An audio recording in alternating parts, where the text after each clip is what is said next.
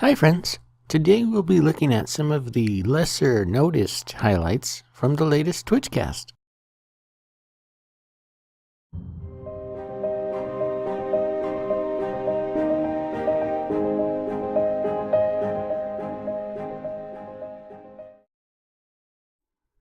Hello everyone, welcome to our Ashes of Creations live stream.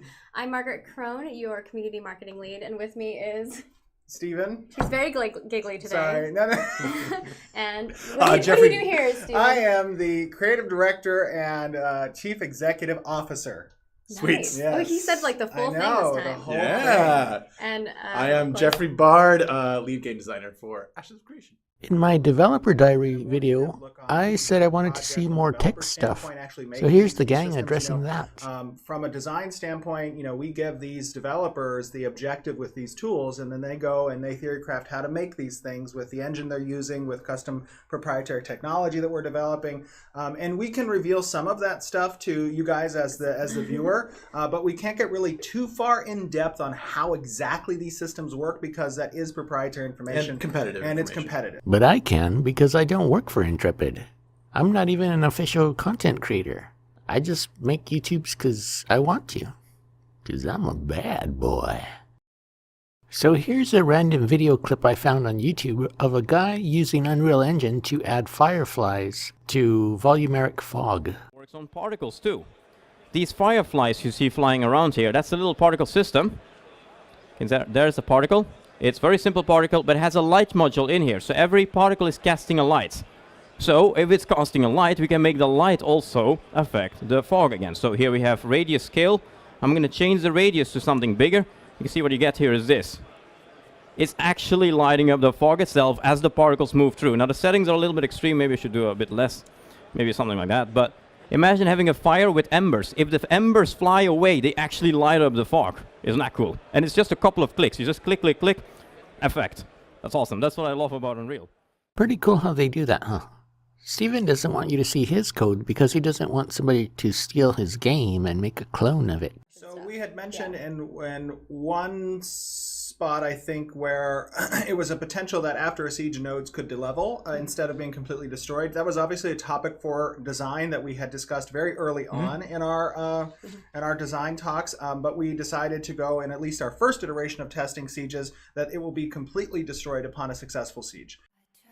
So hard and got so far, but in the end, it doesn't even matter. I think this will last for about 2 seconds. The first time someone loses a metropolis, everyone's going to rage quit. On the other hand, Steven is really smart, and he's thought about every aspect of this game, so maybe he has some kind of contingency plans.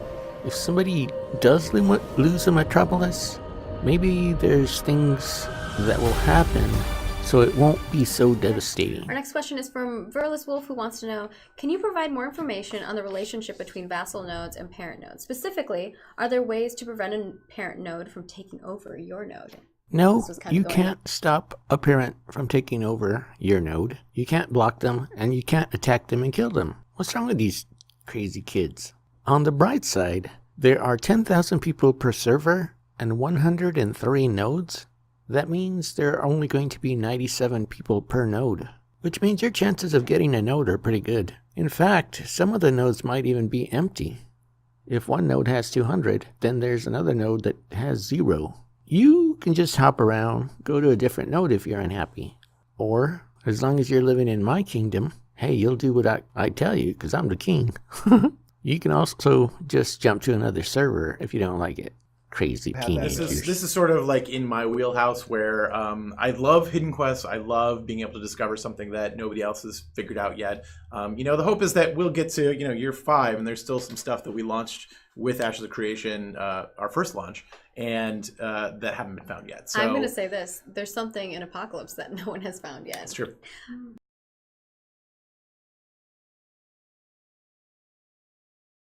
Rumor has it, it's a sandal. Will we be able to find tribes, such as elf tribes in the forest, with whom we may be able to create a commercial road after increasing our reputation with? So when you say tribes, I'm assuming they mean NPCs, and I would call those specifically minor races, right? So there's a tier of interaction with NPCs, right? You have major race NPCs, and those are the people you're going to see in cities and perhaps the prospectors outside of the cities and whatnot that you relate to. There's minor races NPCs, and these have their own unique cultures. These are the centaurs, these are the fae and whatnot that live out in the wilderness. There are the antagonist NPC structure, which are going to be monsters and perversions of nature that relate to corruption and the ancients.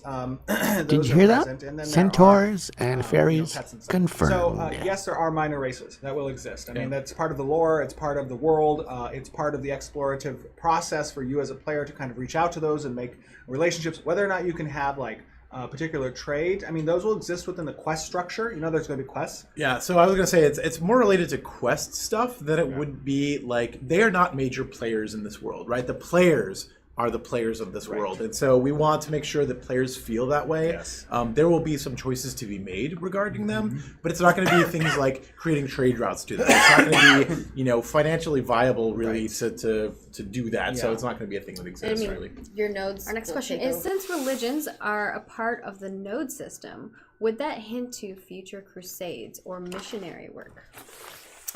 Certainly, like that is, the history of kind of religions fighting against each other is a real one, right? And there's, while we probably won't be doing crusades, right? There will be conflict between the different religions who want what? No, nothing. There will be conflict and points of friction between the different religions. Different religions will want the same thing. Whoever gets it first wins. And so, yes, some kind of conflict is inevitable. One thing that might not be present at launch, but is an interest of mine to incorporate in a future expansion and or update, would be how religions relate from a patronship for particular nodes, and kind of offering incentives for that node to either cooperate with other nodes that follow the same patron deity, or to react in a negative way through war to destabilize nodes that don't follow necessarily the patron deity. Now, I wouldn't call those crusades, but they definitely have a religious undertone. It's more like missionary work. It's almost like that. Really aggressive missionary work. Yeah. And actually, missionary work may end up being part of the religious node's government.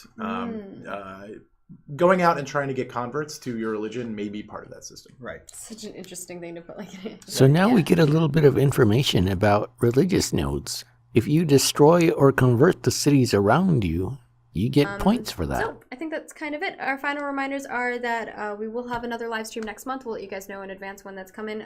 Usually we're trying to aim for the last Friday of every month. The last Friday of this month, the next month, I actually am on PTO, so I don't know if we're going to swap that date up a little bit or not.